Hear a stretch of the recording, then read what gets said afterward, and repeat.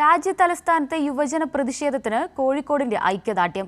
കേന്ദ്ര വിദ്യാഭ്യാസ മന്ത്രി ധർമ്മേന്ദ്ര പ്രധാന്റെ രാജി ആവശ്യപ്പെട്ട് കോഴിക്കോട് ബീച്ചിൽ യുവജനങ്ങൾ ഒത്തുകൂടി. സാമൂഹ്യ മാധ്യമങ്ങൾ വഴിയുള്ള പ്രചാരണത്തിലൂടെയാണ് ഇവർ കോഴിക്കോട് ഒത്തുചേർന്നത്.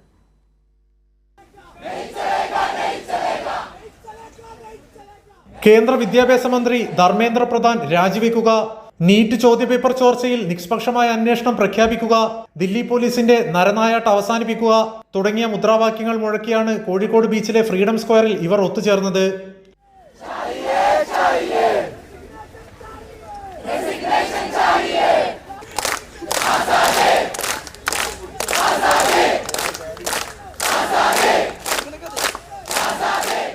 നൂറുകണക്കിന് യുവതി യുവാക്കളാണ് ബുധനാഴ്ച വൈകുന്നേരം കോഴിക്കോട് ബീച്ചിൽ പ്രതിഷേധക്കടൽ തീർത്തത്. മോദി സർക്കാരിന്റെ ഭരണകൂട ഭീകരത അവസാനിപ്പിക്കുക, ദില്ലി പ്രതിഷേധത്തിൽ പരിക്കേറ്റ വിദ്യാർത്ഥികൾക്ക് മതിയായ ചികിത്സ ഉറപ്പുവരുത്തുക തുടങ്ങിയ ആവശ്യങ്ങൾ മുന്നോട്ട് വെച്ചാണ് ഇവരുടെ പ്രതിഷേധം. വിദ്യാർത്ഥികൾ മുന്നിട്ടിറങ്ങിയാണ് നമ്മുടെ എല്ലാ സമരങ്ങളും വിജയം കണ്ടിട്ടുള്ളത്. അത്തരത്തിലൊരു സമര രംഗത്തിനാണ് കോഴിക്കോടും സാക്ഷ്യം വഹിക്കുന്നത്. ഈ ഒരു മൂവ്മെന്റിന്റെ ഭാഗമാകുമ്പം എനിക്ക് അതിലൊരു ഭാഗമാകാൻ പറ്റുന്നില്ലല്ലോ എന്നൊരു വിഷമം ഉണ്ടായിരുന്നു. പക്ഷേ അത് മാറ്റി തന്ന കോഴിക്കോട് ഇന്ന് ഇവിടെ ഇതേമാതിരി ഒരു പരിപാടി നടന്നതിലും കേവലം ചെറിയ മണിക്കൂറുകൾ കൊണ്ട് ഇത്രയും വിദ്യാർത്ഥികളെ ഇവർക്ക് കൂട്ടാൻ സാധിച്ചു എന്നുള്ളതാണ്.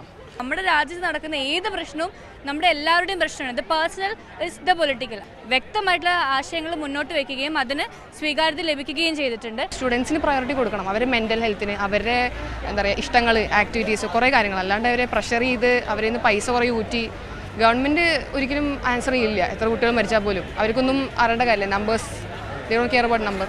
നമുക്ക് നന്നായി റിയാക്ട് ചെയ്യും. സോഷ്യൽ മീഡിയയുടെ പവർ ഉണ്ട്. അതേപോലെ തന്നെ നമ്മളെല്ലാവരും ഇറങ്ങിത്തിരിക്കും. കൈരളി ന്യൂസ്, കോഴിക്കോട്.